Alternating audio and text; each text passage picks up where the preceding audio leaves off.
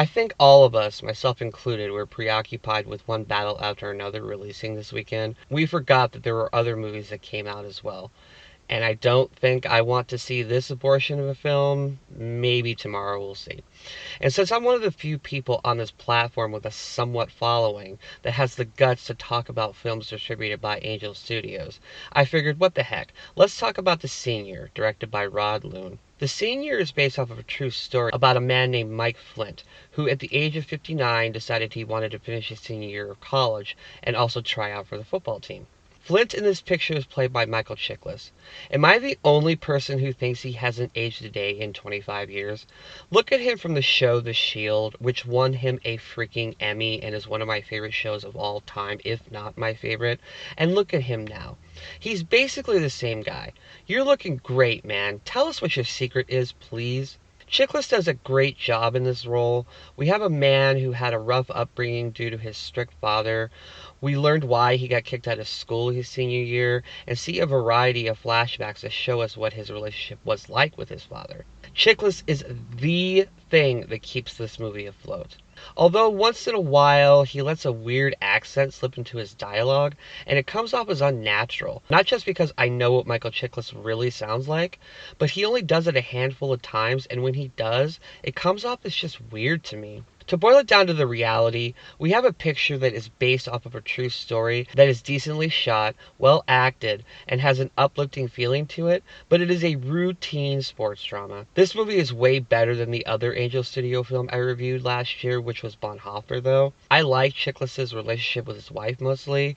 They met when he was a junior in college, and their time together in the film is nice and quiet, like they are a couple who are in love with each other, even if it is a little undercooked. Speaking of undercooked, his son is in this film, and they have a contentious relationship. The dad never said sorry to him his whole life, and the son has a ton of resentment toward him. But unlike the flashbacks with Chiklis' father, we are not told why their relationship went south. It's just basic strained relationship between father and son stuff without any attempt to get into the reasoning behind it. And it comes up as one of the many cliches in this picture. But fine, let's put the family on the back burner for a moment and focus on the main course this picture wants us to focus on. The going back to college and playing college football in his late middle age. Except for some basic mocking when he first tries out for the team, everyone on the team quickly becomes friends with this guy and supports his endeavor.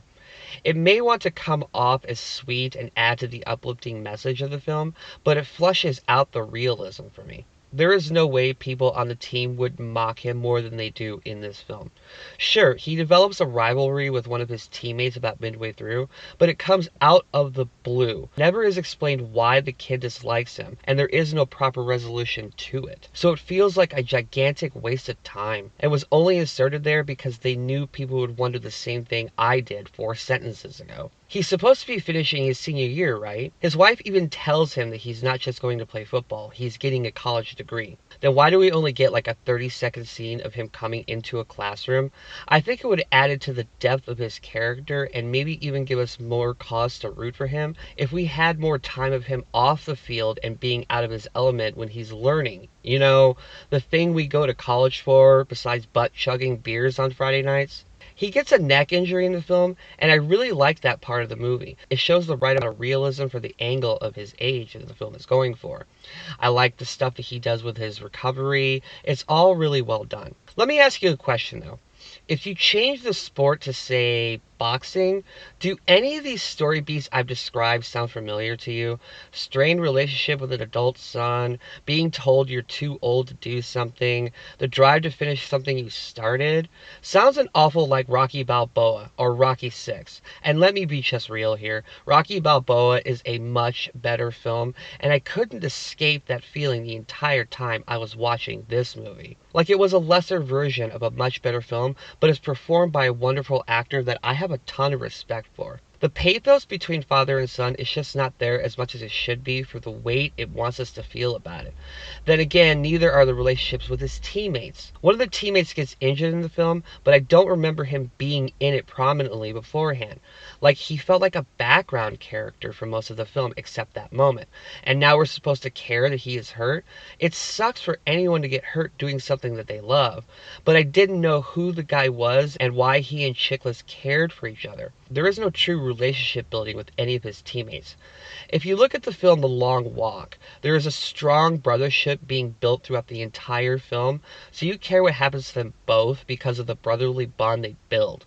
In The Senior, I didn't care about anyone on the team because the film wouldn't allow me to. And as I keep saying, I know this is based off of a true story, but the last 20 minutes are ripped straight out of the used screenplay factory and used in so many movies I can't even count, where it's the big game and he hasn't played all season and the fans keep chanting his name the whole time. And the way the last game in the film ends is straight out of every sports underdog movie I have ever seen in my life. You probably think I hate this film, but you'd be wrong. I don't hate it.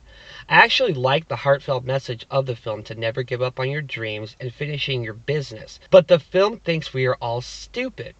Narration pops up in the film twice, and both times are exposition to explain to us exactly why the story is happening at the points that it is happening. Like we are too stupid to get it. I can't stand films that think their audience is too idiotic to not see through the visual storytelling medium, which is what films are in the first place, with what the motivations and the feelings are of the characters.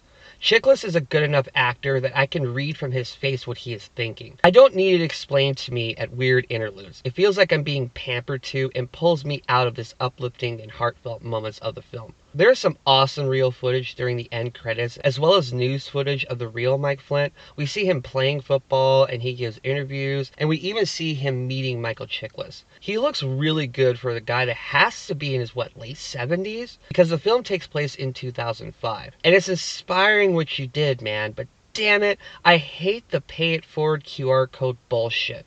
I complained about it when I reviewed Bonhoeffer last year, and when I reviewed My Dead Friend Zoe from earlier this year. When I see that stuff, it makes me feel like I'm watching a 2-hour ad, and I'm now being begged to buy someone else a ticket. Dude, if your film is good enough, word of mouth will spread. Look at your own film, Sound of Freedom. Let the world spread the word of your film, not yourself. Don't tell me how to feel. It really pisses me off. Anyway, this film is okay. It is straight out of sports drama cliches. Rocky Balboa is a much superior picture, and it has so many things that are undercooked story-wise, but Michael Chiklis is great in this role, and it is just a simple and uplifting story. It isn't breaking any new ground, but it isn't being controversial either. Thank freaking God. So I can't recommend it for a full theater price, but maybe I can for a matinee or wait for streaming. You can do much worse things with your time, just don't expect anything extraordinary. You're getting a basic film with a great performance, nothing more. I give The Senior 2.5 stars out of 4. Michael Chiklis is an underrated talent, and he carries the whole film.